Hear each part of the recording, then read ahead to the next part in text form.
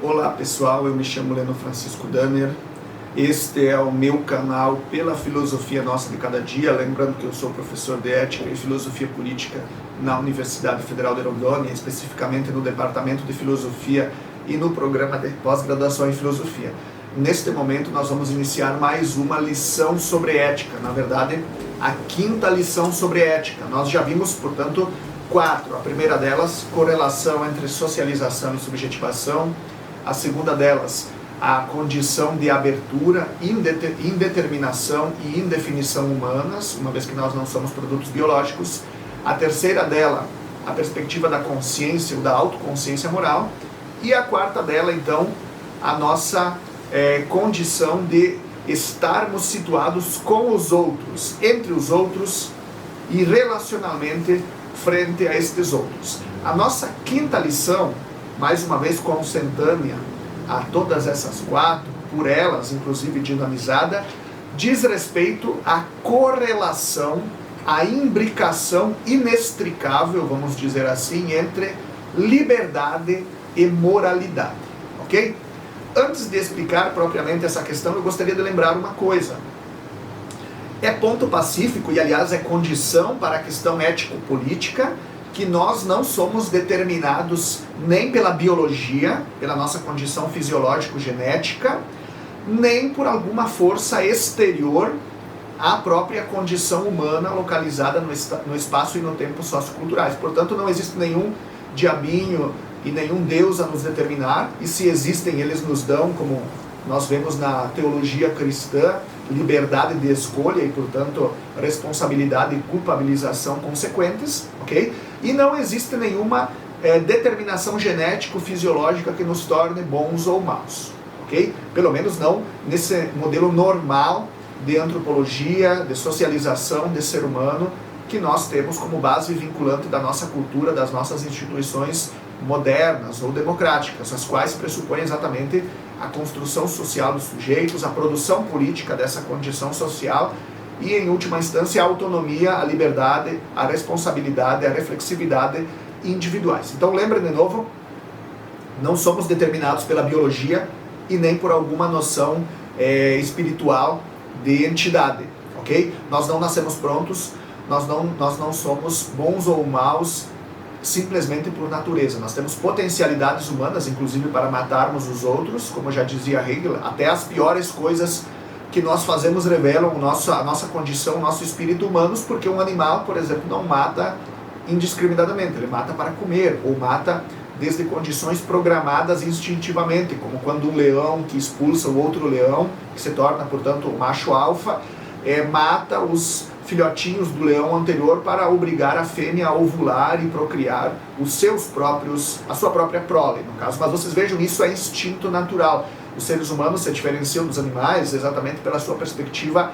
autônoma, pela sua perspectiva moral, política, de escolha, abertura e determinação e relacionalidade e ação humanas, ok? Então, não somos produzidos, não nascemos prontos em termos biológico-religiosos, nós somos construídos e nos construímos socialmente. O que isso significa? Entre outras coisas, por óbvio, que a nossa construção social, a nossa autoconstrução é uma ficção normativo-simbólica, ok? O que é uma ficção?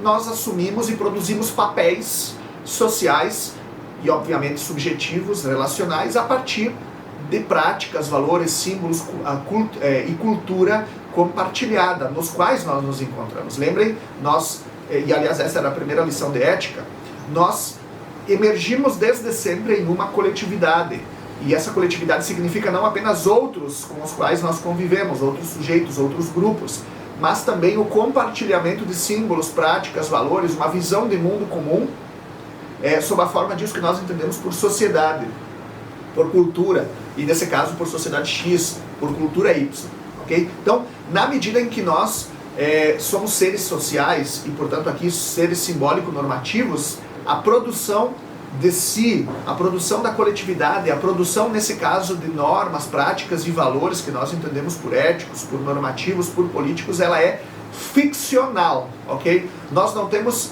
por outras palavras, nenhum outro fundamento, nenhum outro instrumento para produzirmos normas, práticas e valores que exatamente esses conceitos, essas práticas, esses valores que nós já encontramos no nosso dia a dia e que nós, e a partir dos quais nós efetivamente produzimos outras práticas, outros valores, outros símbolos ou simplesmente os reproduzimos ao longo do tempo. Então é muito importante entendermos esse aspecto, a ficcionalidade da ação humana. Nós assumimos diferentes máscaras, diferentes papéis sociais e individuais para entendermos essa perspectiva, essa quinta lição, em termos de correlação umbilical entre liberdade e moralidade.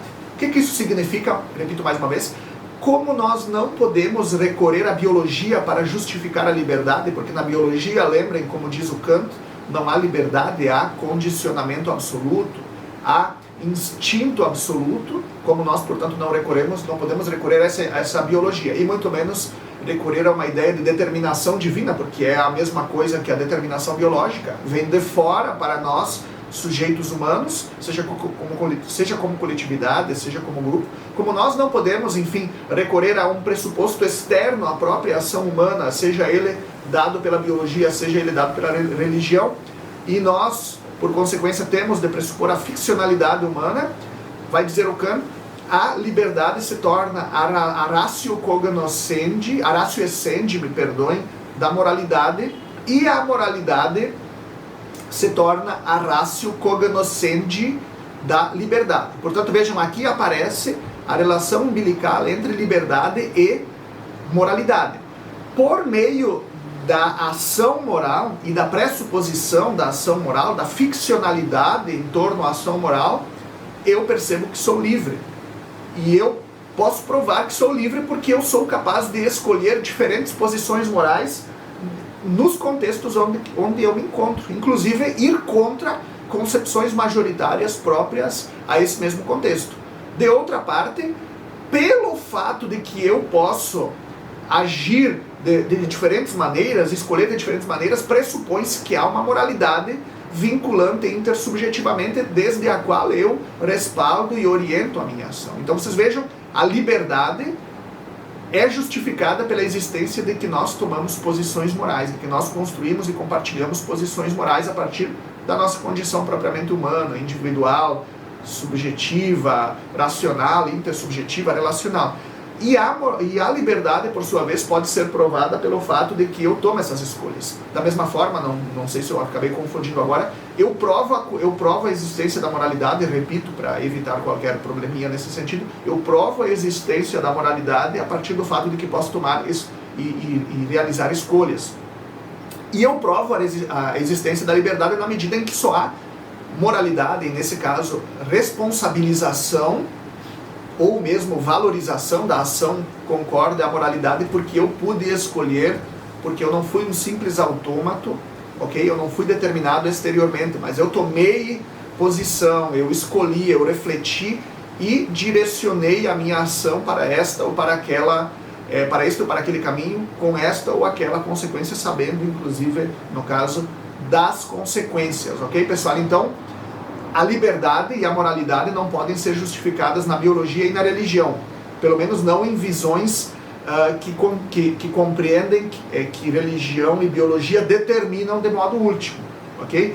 A liberdade e a moralidade só podem ser justificadas a partir da ideia de que eu tomo posições, de que a ação humana é uma responsabilidade interna a cada sujeito, interna a cada coletividade, e por consequência de que a moralidade é uma escolha livre, reflexiva, autônoma, da mesma forma como a liberdade é uma opção, um exercício opcional, ficcionalizado inclusive, de escolha, de reflexão, de construção de caminhos coletivos, obviamente, porque sempre, lembrando, o sujeito age em relação a uma coletividade, a coletividade se relaciona e se volta sempre, se imbrica sempre com subjetividades interseccionadas, ok? Então, por meio da existência, da pressuposição da liberdade, da ficcionalização da liberdade em termos de criação e de ação, ok? Autônoma, nós provamos a existência da moralidade. Portanto, a liberdade, como dizia Kant, é a ratio essendi da moralidade. Liberdade é ratio essendi da moralidade. Por sua vez, Por meio da moralidade, nós descobrimos e provamos que somos seres autônomos, livres, autoconscientes. Somos subjetividades morais, somos personalidade jurídico-moral que tem amplo conhecimento, que pode ter amplo conhecimento, que pode reflexivizar as suas ações a partir de dentro, a partir da sua personalidade, da sua pessoalidade, da sua inteligência, da sua razão, tomando então caminhos consentâneos às escolhas assumidas. E isso permite não apenas que nós possamos aprender, obviamente, a sermos morais, nos construirmos como seres morais, e às vezes transformar com condições morais equivocadas, injustas, que não servem mais, que não se adequam mais aos nossos tempos, como também de que a moralidade tem essa vinculação intersubjetiva e subjetiva, de que os indivíduos podem e devem ser responsabilizados pelas suas ações, ok? Então, então repito, nós não podemos comprovar liberdade e muito menos moralidade a partir da biologia, a partir de condições necessitaristas, determinísticas, ok? Nós não somos autômatos, nós não somos determinados nem pela biologia, nem por um gênio transcendental último, por uma autoridade religiosa transcendental última. Nós somos sujeitos totalmente autônomos como subjetividades e evidentemente também como coletividades. E enquanto tal, a ação moral é uma escolha que vem desde dentro, ou seja, desde a nossa personalidade moral, que reflete sobre o meio e a partir do meio e então toma posições. O Sartre, inclusive, vai chamar isso de uma liberdade absoluta, digamos assim, de que em qualquer contexto, em qualquer época histórica, nós temos exatamente essa abertura absoluta, que permite que nós tomemos diferentes caminhos e sejamos responsabilizados por ele, e que nós possamos responsabilizar, inclusive, esses sujeitos passados, vamos pensar aqui em Hitler, que seguiram o caminho da violência, quando podiam ter seguido outros caminhos, ok? Então, liberdade e moralidade se justificam reciprocamente, uma vez que não podem encontrar nenhum substrato biológico ou religioso exterior ao próprio sujeito humano, exterior à própria ação humana. E nesse sentido se justificam como a partir da ficcionalização de uma ação livre que produz responsabilidade moral, que produz inclusive normas e práticas vinculantes, e nesse sentido que comprova a existência de uma condição comum que as nossas ações, as nossas práticas e os nossos valores se remetem, precisam obedecer e precisam efetivar materialmente e, antes de tudo, formalisticamente, tá bem? Ok? Mais uma vez, muito obrigado por essa oportunidade e até a próxima.